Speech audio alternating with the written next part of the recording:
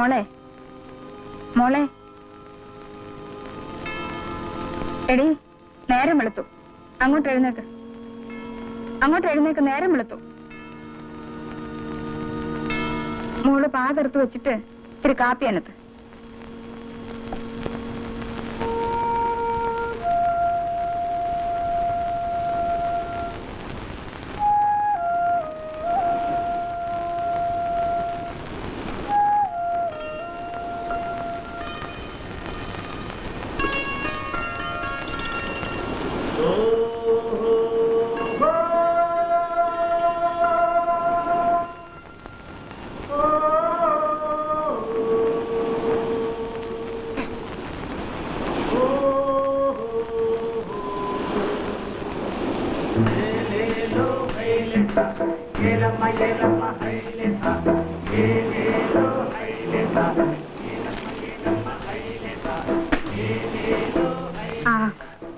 മോളെ ദാസപ്പം വന്നു, കള്ളളന്ന് മേടിക്ക്.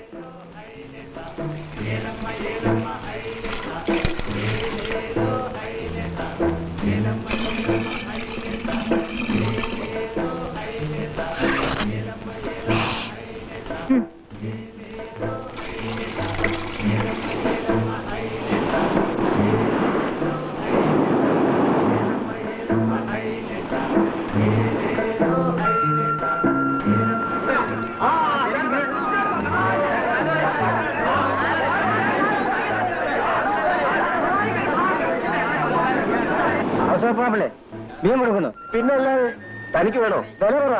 എന്ത് തരണം? 1000 രൂപ. അപ്പൊ താൻ മീൻ കൊടുക്കാനല്ല, ഒരു 650 രൂപ കൈ തരട്ടെ. താനിന്ന് ഈ കടപ്പുറന്ന് മീൻ വാങ്ങില്ല, വെയില് കൊണ്ട് നടക്കേയുള്ളൂ. ഔസപ്പേ,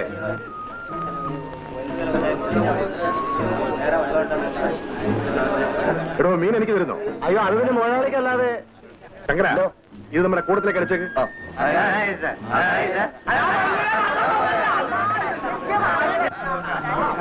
മക്കളെ, തഞ്ചത്തിന് നില്ല്, ഞാൻ എല്ലാവർക്കും പങ്കിട്ട് തരാം. അല്ലാതെ ഇത് കൊണ്ടുപോയി ഞാൻ മുളകിട്ട് പറ്റിച്ച് തിന്നാനൊന്നും പോകുന്നില്ല. ശരിക്കാ, ഈ മീൻ വിൽക്കാനാണോ? അതെ. എനിക്ക് തരുന്നോ? അതെന്താ? എന്റെ ഗോപാലിന് ഇവിടെ വലിയ കൂടമുണ്ട്. ഈ കടപ്പുറത്ത് വരുന്ന വള്ളത്തിലെ മീനെല്ലാം വാങ്ങി ആ കൂടത്തിലിട്ട് വലിയ വിലക്ക് വിൽക്കുകയല്ലേ. ഈ പാവങ്ങൾ എന്ത് ചെയ്യും? കച്ചവടമല്ലേ? പാവങ്ങൾക്കും ജീവിക്കണമല്ലോ. ഗോപാലിനൊന്നും തോന്നരുത്. എന്റെ വള്ളത്തിലെ മീൻ ഞാൻ ഈ പാവങ്ങൾക്കേ കൊടുക്കും. ഇത് കൊണ്ടുവന്ന് വിട്ടിട്ട് വേണം അവരെ വീട് കഴിയാൻ. ഗോപാലൻ തരുന്ന കാശ് അവർ തരുകയും ചെയ്യും. എന്നാ സീതൊക്കെ നാട് നന്നാക്ക്. ഇടയ്ക്കിടയ്ക്ക് നാട് നന്നാകണം. വാ മക്കളെ, കൊണ്ടുവാ, കൊണ്ടുവാ. ബഹളം വെക്കാതെ എല്ലാവർക്കും ഞാൻ തരാം. കൊണ്ടുവാ. രൂപയ്ക്ക് എത്രയാ? 10. 15 തന്നൂടെ? ഇല്ലല്ല, 12 തരാം. എന്തൊരു വിലയാ? 2 രൂപയ്ക്ക് ഇട്. എന്ത് ചെയ്യാനാ, മീൻ കിട്ടണ്ടേ?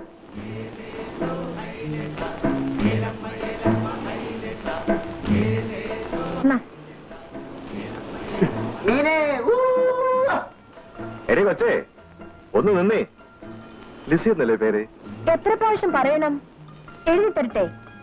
എന്നോട് ഇത് വേണ്ട കേട്ടോ മുതലാളി. നിന്റെ അമ്മ എവിടെ? വീട്ടില്. വീട്ടിലോ അതോ ഷാപ്പിലോ? വീടും ഷാപ്പും ഞങ്ങൾക്ക് തിരിച്ചറിയാം. നീ ഒരു കൊച്ചു കാന്താരിയാണല്ലോടി. അതെ, എരിയും. ഗോപാല, അത്രയ്ക്കങ്ങ് പോകണ്ട കേട്ടോ. എന്താ ശരിക്ക? ഗോപാലിന് അത് മനസ്സിലായിട്ടുണ്ടാവും. തൽക്കാലം അത്ര അറിഞ്ഞാൽ മതി.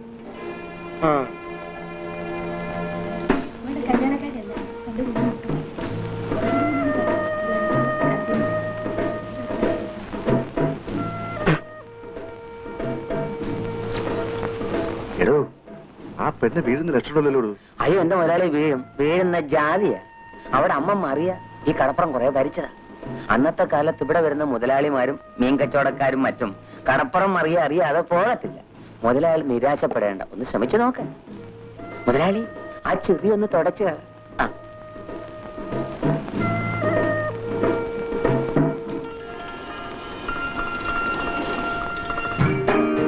ഞാൻ പോയി പൂ പറിച്ചിട്ട് വരാം. ഞാനും കൂടി വരാം.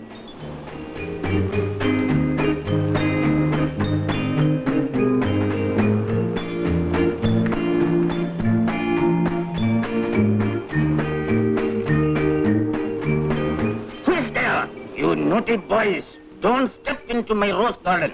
Go, go, go. എന്തിനാ മക്കളെ നിങ്ങൾ അയാളെ ഭ്രാന്ത് പിടിപ്പിക്കുന്നത്? എടോ ഫെർണാണ്ടസേ. യെസ്, ഗുഡ് മോർണിംഗ് സീതുക്ക. How are you? ഞാനൊരു റോസാപ്പൂ പറിച്ചോട്ടണോ? No no. അല്ലെങ്കിൽ എനിക്ക് എന്തിനാണോ തന്റെ റോസാപ്പൂ? ആ പ്രായമെല്ലാം കഴിഞ്ഞില്ലേ? സീതുക്ക, എന്താ? വീഡിയോ ഉണ്ടോ? ഉണ്ടല്ലോ. 2 എണ്ണം ഇങ്ങോട്ട് ഇട്ടേക്ക്. 2 എന്തിനാ? 3 എണ്ണം ഇരിക്കട്ടെ. ഇല്ല, സമയം എത്ര ആയെന്ന് അറിയാമോ? ഡെയ്സിക്ക് സ്കൂളിൽ പോകണ്ടേ? മോളെ ഡെയ്സി, ഡെയ്സി, ഡെയ്സി.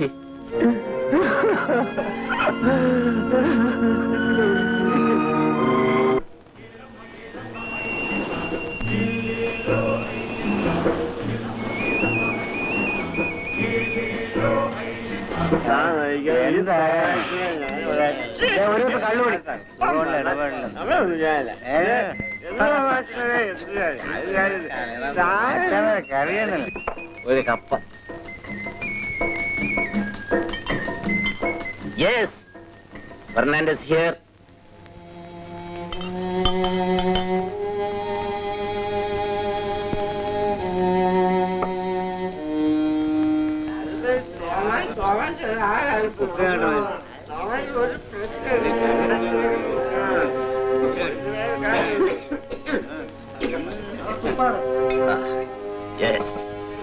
കൊള്ളാം. ലിസി ഇത് എനിക്ക് വേണ്ടി പ്രത്യേകം എടുത്തു വെച്ചതാണെന്ന് തോന്നുന്നു. It is very nice. അതാ കിറുക്കം ഫെർണാണ്ടസാ. അയാൾ ഇന്നലെ ചെയ്ത പണി അറിഞ്ഞു? എന്റെ കൊച്ചു മോളില്ലേ, അവളൊരു റോസാപ്പൂ പറിച്ചെന്നെ അവിടെ പിന്നിട്ടിരുന്ന മുടി വെട്ടിക്കളഞ്ഞു. പെണ്ണത് എലിവാല് പോലെ മുടിയും തൂക്കി പിടിച്ചോണ്ട് കരഞ്ഞോണ്ട് വരും. ഈ ഭ്രാന്തനെ ഞാൻ എന്തോ ചെയ്യാനാ? Good night.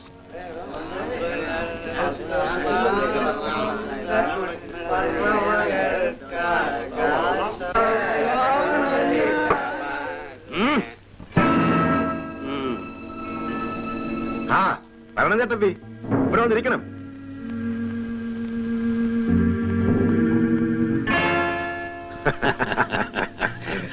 ശരി, ഇന്നത്തെ സൽക്കാരം ഗോപാല മുതലാളി തന്നെയാവും അല്ലേ?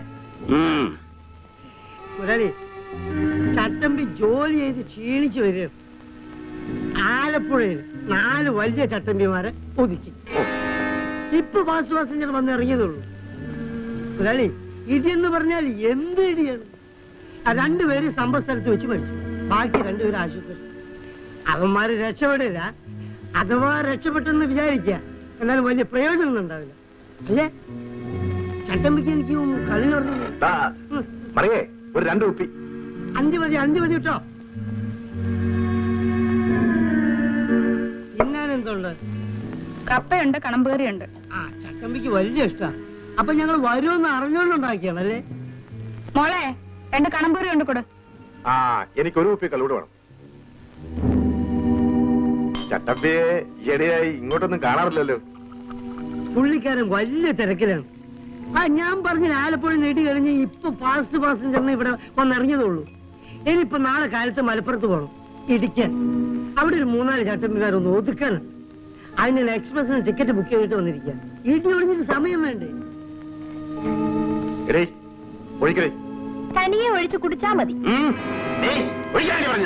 മനസ്സില്ലെങ്കിലോ? നിന്നോട് കള്ളൊഴിക്കാനാണ് പറയുന്നത്. മോളി, വാസുചട്ടമ്പിയെ കണ്ടോണ്ട് നിങ്ങൾ ഞങ്ങളെ ഭരിക്കാൻ വരല്ലേ? എന്റെ മോളോട് കളിക്കുന്നത് സൂക്ഷിച്ചു വേണം. ഈ കടപ്പുറത്ത് ഒരുപാട് മോലാലിമാരെയും ചട്ടമ്പിമാരെയും ഒക്കെ ഞാൻ കണ്ടിട്ടുണ്ട്. ഒന്ന് ചുമ്മാ ഇരിക്കണോ ചട്ടമ്പി? തന്നെ പോലുള്ളവരൊക്കെ ഇവിടെ കള്ളു കുടിക്കാൻ വരുമെന്നും അവരോട് എങ്ങനെ പെരുമാറണമെന്നും നല്ലപോലെ മനസ്സിലാക്കൊണ്ട് തന്നെയാ ഞാൻ ഈ ഷാപ്പ് തുറന്നത്.